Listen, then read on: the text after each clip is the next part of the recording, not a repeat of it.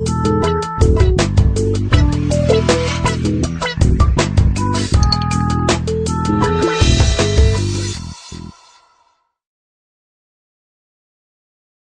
think in pictures. I don't think in language.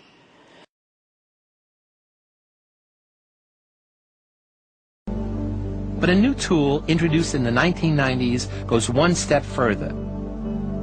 Functional magnetic resonance imaging, or fMRI, can show the brain at work in high resolution. For the first time, psychologists can see the mind's functioning deep inside the physiology of the active brain in normal people. When our brain is active, it uses up the oxygen supply in that area. This momentary depletion is followed by an oversupply of oxygen rushed to the site. This alters the magnetic qualities of the blood, a change recorded by the scanner.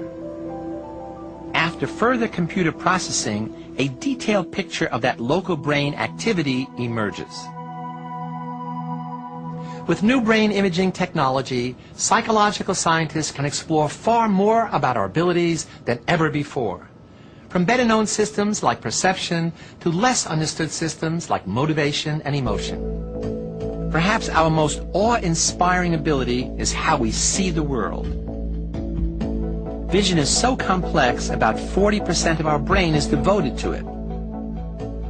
Decades of human and animal studies have revealed what is happening in the early stages of vision. Light energy converted to neural signals travels from the retina to the thalamus.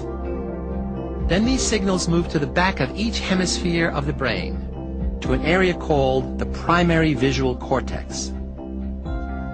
It is this area that researchers are beginning to explore with fMRI. David Heeger has studied some of the specialized functions of this visual center. Of the neocortex, pretty much the back third is involved in some way or another with visual processing. The primary visual cortex, which is also called V1, is the first receiving area in visual cortex that receives that information coming from the eyes through the thalamus, and that's right along here and rolls over a little bit onto the backside right there. And from there, the neural signals fan out to a whole bunch of other visual areas of the brain. In fact, there may be as many as 40 distinct visual areas in the cortex of the brain. And some of these visual areas record what we see almost photographically. A process called retina. So, as I'm looking out here in front of me at some object, I need to know a lot of things about that object. I need to know how far away it is. If it's hurtling toward me, is it small enough that I can reach out and catch it, or do I have to duck and get out of the way? I might want to know something about what color it is, whether it has a texture on it or not. With fMRI, Heeger can observe visual processes at work at the back of the brain.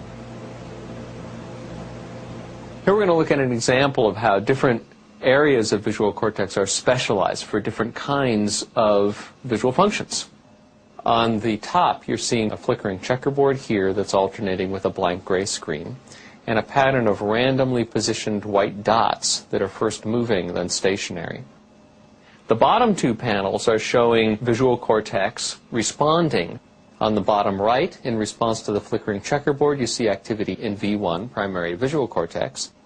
On the bottom left, you're seeing activity in the same place, but you're also seeing activity here in the right hemisphere and over here in the left hemisphere, visual area MT, that's very specialized for visual motion processing. The visual areas funnel information to two higher processing regions. The parietal cortex helps us determine where things are in space, so we can grab, duck, and navigate. And the temporal lobe helps us to determine what kinds of objects we are looking at. Nancy Kanwisher of MIT is studying a portion of the temporal lobe where we recognize a high-priority object, the human face. What we usually see is a little patch of brain in the back in the right hemisphere. Mine is right about in there someplace on the bottom surface of the brain. that produces a much stronger signal when the subjects look at faces than when they look at anything else. All you need to do is lie there, hold still, real still, and look attentively. This brain activity occurs across a wide range of faces. Front views, side views, line drawings, cartoon faces, even cat faces all produced a very strong response.